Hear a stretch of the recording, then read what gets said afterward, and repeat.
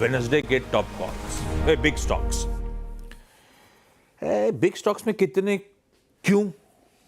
देखिए, big stock में पहले तो मैं ले रहा हूँ टेलीकॉम सेक्टर के जुड़े हुए 2 स्टॉक्स। सबसे पहले भारती एयरटेल, इसको हम ले रहे हैं डार्क ग्रीन में। वैसे कल स्टॉक 2% ऊपर था, लेकिन 2 चीज़ें हैं। एक तो भारती एयरटेल ने स्टारलिंक के साथ करार किया है, वो जो एलन मस्क वाली कंपनी थी, ये एक बहुत बड़ा पॉजिटिव है। एक हाई स्पीड इंटरनेट लाने की तैयारी हो रही है, सैटेलाइट ब्रॉडबैंड सेवा। आप इमेजिन करिए, आधे आधे GB की अगर मूवीज़ हैं वो अगर 10 सेकंड में डाउनलोड होने लगी तो, है ना। भारत में फिलहाल स्टारलिंक को लाइसेंस मिलने का इंतजार है। प्लस इन्होंने सब्सक्रिप्शन नंबर्स जोड़े हैं, 10.3 लाख शेयर्स जोड़े हैं। वैसे जियो ने सबसे ज़्यादा जोड़े हैं, लेकिन क्योंकि जियो अलग से लिस्टेड नहीं है, उसको आपको रिलायंस के थ्रू प्ले करना है, और रिलायंस पे हम बहुत ज़्यादा एडिटोरियल व्यू देते नहीं है, इसके लिए मैंने भारती लिया है। तो 10.3 लाख शेयर्स जोड़े हैं। चार्ट पर भी बहुत स्ट्रॉन्ग है ये स्टॉक, 20 डे में और 50 डे मूविंग एवरेज को क्रॉस कर रहा है ये स्टॉक। तो इसके लिए भारती एयरटेल को मैंने ग्रीन में लिया है। अगेन ऐसे स्टॉक आशीष जो बेयर मार्केट में भी आपका पैसा बचाते हैं। गिरा भारती भी अपने हाई से, 1800 का हाई था, वहाँ से आया ये स्टॉक भी, लेकिन इसको देख के आपको रिस्क नहीं लग रहा कि मेरा पैसा डूब जाएगा। आपकी फीलिंग है कि ये निकालेगा अपना पुराना ऑल टाइम हाई प्रीवियस, और अगर आप एक लंबे समय से बैठे हुए तो कोई दिक्कत नहीं है इसमें। दूसरा बिग स्टॉक इसी सेक्टर से वो है वोडाफोन आइडिया, इसको मैं रेड में ले रहा हूँ। 17.5 लाख ग्राहक घटा है। यहाँ पे नैरेटिव क्या बनता है कि जिस महीने से वोडाफोन आइडिया के ग्राहक कम होना शुरू हो जाएंगे, वहाँ से ये स्टॉक भागेगा। वो आ ही नहीं रहा है। एक ग्रोइंग इंडस्ट्री में आप सब्सक्राइबर लूज कर रहे हैं। और एक चीज़, ये स्टारलिंक आने से तो और ग्राहक होने की वो बढ़ेगी, पेस बढ़ेगी। और ये यहाँ पे सिर्फ एक कहानी है, यहाँ पे निवेश का लॉजिक नहीं है। या इसमें एक ये रहेगा, किसी भी दिन गवर्नमेंट ने अगर आके बोला कि नहीं हमको बेल आउट करना है इनको और हमें चाहिए 3 बड़े प्लेयर, और अगर उस दिन गवर्नमेंट ने एक व्यू ले लिया, उस दिन फिर ये स्टॉक नहीं रुकेगा, फिर भागेगा। वो एक रिस्क है बाद में। बाय द वे, रिलायंस जियो ने भी करार किया है स्टारलिंक के साथ। ये देखिए, ये सिर्फ भारती के साथ अकेला करार नहीं है, जियो के साथ भी करार किया है इन्होंने। तो भारती और जियो दोनों के साथ करार किया है। बेचारा वोडाफोन आइडिया अकेला रह गया फिर, है ना। तो ये इन दोनों के साथ करार किया है इन्होंने। तो ये एक बिग ब्रेकिंग न्यूज़ इस समय आ रही है आपके लिए। तो रिलायंस को भी फोकस में रखिए। वैसे तो मैं बार बार कह रहा हूँ, रिलायंस को हम बहुत ज़्यादा एडिटोरियलाइज नहीं करते हैं, लेकिन स्टैंडर्ड डिस्क्लेमर के साथ कि चैनल आप देख रहे हैं इसका ओनर रिलायंस है, लेकिन रिलायंस ने भी करार किया। अच्छा, ये अब मार्केट के लिए आज थोड़ी पॉजिटिव भी हो सकती है, क्योंकि अब इसको देखते हैं इसका गिफ्ट निफ्टी पे इम्पैक्ट आता है कि नहीं। अगर रिलायंस में गैप अप हुआ तो वो थोड़ा सा मार्केट के लिए भी पॉजिटिव होगा। तो ये भी कुछ रहेगा। अच्छा, उसके अलावा एक और बिग स्टॉक मैं ऐड करने की बात कह रहा था। 3 और स्टॉक्स को मैं 4 और स्टॉक्स को मैं बिग स्टॉक्स में ऐड कर रहा हूँ। SBI, ICICI बैंक, एक्सिस और IDBI, चारों को मैं ग्रीन ले रहा हूँ, क्योंकि जो हमारे सिस्टर चैनल है CNBC TV 18, वहाँ पर एक उनके रिपोर्टर ने एक स्टोरी ब्रेक की है कि JP एसोसिएट्स जो लोन की रिकवरी है ना, उसकी उम्मीद बढ़ी है, और अलग अलग एसेट के बजाय पूरी कंपनी अब एक साथ बिकेगी। और यहाँ पर 57,258 करोड़ का NPA है JP एसोसिएट्स पर, जिसको SBI का कंसोर्शियम लीड करता है। तो ये NCLT ने बोला है कि ये आप सिंगल उसको करिए, ये एक होप बढ़िए, तो इससे ये चारों के चारों स्टॉक पे फोकस में रहेंगे। इंटरेस्टिंग। रखिए भारती एयरटेल को रडार पे, बढ़िया पॉजिटिव खबर थी। उसके साथ रिलायंस का भी अपडेट आ गया है। वैसे अपडेट आया था भारती एयरटेल के साथ स्टारलिंक का जो करार वो एक्सक्लूसिव पैक्ट नहीं है, तो अब अपडेट ये आ रहा है, रिलायंस ने भी करार कर लिया है। वोडाफोन आइडिया रेड में रखिए, क्योंकि दिक्कतें बढ़ रही हैं। इनफैक्ट मंथली आंकड़े जो आ रहे हैं उसमें और ग्राहक रिड्यूस कर रहे हैं।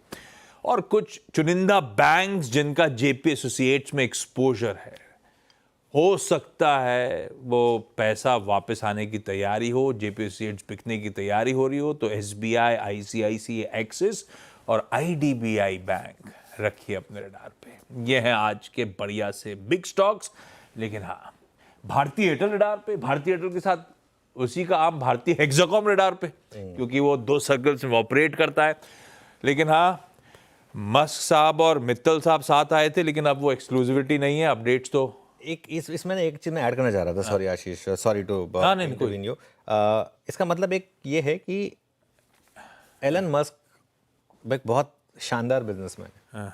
मेरे ख्याल से वो इस चीज़ में पढ़ना ही नहीं चाहते, लाइसेंस ये वो कह रहे हैं एसेट लाइट मॉडल रखते हैं, मैं टाई अप करूंगा। और ये पूरी इंडस्ट्री अपोज कर रही थी उनके एंड। एग्जैक्टली, तो मैं टाई अप करूंगा सबके साथ टाइप करूंगा, मैं जियो के साथ टाइप करूंगा, भारती के साथ टाइप करूंगा। इसका मतलब एक और चीज बताऊं मैं आपको, टेस्ला को भी वो ऐसे ही लेके आएंगे।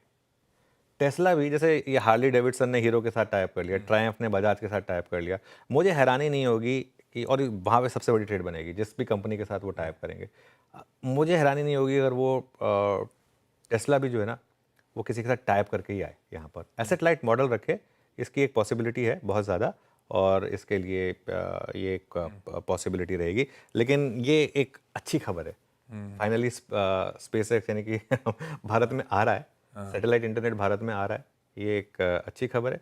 मुझे लगता है कि इसमें कुछ ना कुछ थोड़ा सा शायद गवर्नमेंट का भी रोल रहा हो कि भाई स्पेक्ट्रम वगैरह के उसमें जाते ही नहीं है, आप एक एसेट मॉडल रखिए, आप आइए यहाँ पर, एग्जिस्टिंग कंपनियों को भी दिक्कत ना हो, विन विन हो सबके लिए। ये सबके लिए विन विन हो गया, कंज्यूमर के लिए भी विन विन है, हमें हाई स्पीड इंटरनेट मिलेगा, वैसे तो खैर ऑलरेडी अच्छा हाई स्पीड का इंटरनेट मिलता है हमें, थोड़ा और हाई स्पीड का इंटरनेट मिलेगा, सबके लिए विन विन हो गया ये बेसिकली। रखिए भाई, अब वो बस ये हो गया कि कल तक एक्सक्लूसिविटी टाइप थी तो भारती एयरटेल मेरे लिए टीम में सबसे ऊपर था, आज इंडस्ट्री में बढ़ गया मामला की। कोई बात नहीं, फिर भी गिरी नहीं है। लेकिन चलिए, ये जो बिग ब्रेकिंग चल रही है आपकी स्क्रीन पे, कल रात तक तो सबको पता था भारती एयरटेल की कहानी।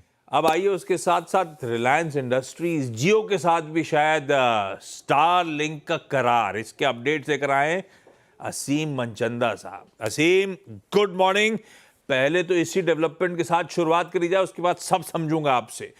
पहले तो आप क्या पिक कर रहे हो, खबर क्या है रिलायंस को लेकर? गुड मॉर्निंग आशीष। जिस तरह से कल भारतीय एयरटेल ने स्टारलिंक के साथ करार किया था, वैसा ही एक करार अब हमको रिलायंस जियो के साथ देखने को मिला। तो एक्सक्लूसिविटी कहीं भी इस कॉन्ट्रैक्ट के अंदर नहीं थी। तो जिस तरह से भारतीय एयरटेल सर्विसेज देने की तैयारी कर रहा था, तो उसी तरह से एक सेम का सेम हमको करार अब रिलायंस जियो के साथ भी देखने को मिला। जियो प्लेटफॉर्म ने स्टारलिंक के साथ करार किया है, और जो जिस तरह से पहले भारतीय एयरटेल अपने रिटेल शोरूम के ऊपर ये सारे इक्विपमेंट बेचने की तैयारी कर रहा था, अब रिलायंस जियो ने भी वही कहा है कि हम सारे इक्विपमेंट बेचेंगे। और इतना ही नहीं, जो इंस्टॉलेशन है उसके अंदर भी मदद करेंगे। जो गांव-गांव तक जो स्टारलिंक का ब्रॉडबैंड है, इंटरनेट है, उसको पहुंचाने के अंदर हम मदद करेंगे। आपको याद होगा कि पिछले महीने जब प्रधानमंत्री मोदी और एलन मस्क की मुलाकात हुई थी, तो उस वक्त ये तय हो गया था लगभग कि अब एलन मस्क की एंट्री जो है भारत के अंदर होने वाली है। पहले आपने टेस्ला की एंट्री होते हुए देखी। टेस्ला ने ऑलरेडी अपने यहाँ पर अपने शोरूम बनाने की तैयारी कर ली है, और कॉन्ट्रैक्ट ऑलरेडी कर लिया है। तो अब दूसरा कदम जो है वो स्टारलिंक की तरफ से हमें देखने को मिल रहा है। स्टारलिंक ने दोनों भारतीय कंपनियों के साथ ऑलरेडी अब करार कर लिया है। तो अब जल्दी आपको स्टारलिंक की एंट्री भारत के स्पेस के अंदर आपको देखने को मिलेगी। स्टारलिंक की एंट्री। अच्छा, भारती का रिलीज कह रहा था ये इम्प्लीमेंटेशन जो है डिपेंडेंट रहेगा स्टारलिंक सारे नेसेसरी ऑथराइजेशंस ऑपरेट करने के इस देश में भारत सरकार से लेकर आए उसके बाद। तो ये एंट्री मतलब अभी भी सरकार की मंजूरी हामी बची हुई है, और अब उनको वो स्पेक्ट्रम की जरूरत नहीं पड़ेगी, ऐसा रीड करूं क्या? जी सही कहा। देखिए, पहले तो कंपनी को अगर भारत में सर्विसेज देनी है तो उसको एक लाइसेंस चाहिए होगा, और लाइसेंस देने के लिए कंपनी ने 2 साल पहले आवेदन किया था। 2 साल हो गए हैं, लेकिन अभी तक भारत सरकार ने कंपनी को लाइसेंस नहीं दिया। तो लगातार वेट हो रहा है कि कब कंपनी जो है भारत की जो सिक्योरिटी रिक्वायरमेंट्स है उनको पूरा करे, उसके बाद ही कंपनी को लाइसेंस दिया जाए। तो अभी काफी चीजों पे एग्रीमेंट हो चुका है, बातचीत बन चुकी है, लेकिन 1 स्टेप फॉरवर्ड 2 स्टेप बैकवर्ड ऐसी स्थिति जो है लग रही थी। तो अब उम्मीद है कि जैसे भारतीय कंपनियों के साथ उन्होंने करार किया, तो अगले 2 से 3 महीने के अंदर आपको वो लाइसेंस स्टारलिंक को मिलता हुआ दिखाई दे सकता है। दूसरी बड़ी बात, कि आपको स्पेक्ट्रम भी चाहिए होगा सर्विसेज देने के लिए। अभी ट्राई की रिकमेंडेशंस का इंतजार है, ताकि आप डायरेक्ट सर्विसेज दे सकें, आपको इन ऑपरेटर्स की जरूरत ना पड़े। तो उसके लिए स्पेक्ट्रम का इंतजार रहेगा, आपको ट्राई की रिकमेंडेशंस आएंगी। 2 से 3 महीने की प्रक्रिया वो भी रह सकती है। तो आपको अगर सैटेलाइट ब्रॉडबैंड सर्विसेज का चाहिए, तो आपको अभी 2 से 3 महीने और इंतजार करना पड़ेगा, और उसके बाद ही दोनों कंपनियां स्टारलिंक के जरिए भारतीय ग्राहकों को सर्विसेज दे सकेंगी। हाँ, interesting. Aseem, thank you so much इस अपडेट्स लेकर आने के लिए। तो इलॉन मस्क साहब के स्टारलिंक की एंट्री भारत में, और देश की 2 दिग्गज टेलीकॉम कंपनीज के साथ करार। कल शाम तक भारतीय एयरटेल के अपडेट्स, और अब असीम ब्रेक करते हुए रिलायंस इंडस्ट्रीज यानी कि जियो के साथ भी स्टारलिंक का करार होता हुआ। बढ़िया खबर, थैंक यू सो मच। आऊंगा मैं इन स्टॉक्स पे इंडिविजुअली, आगे बातचीत भी करेंगे।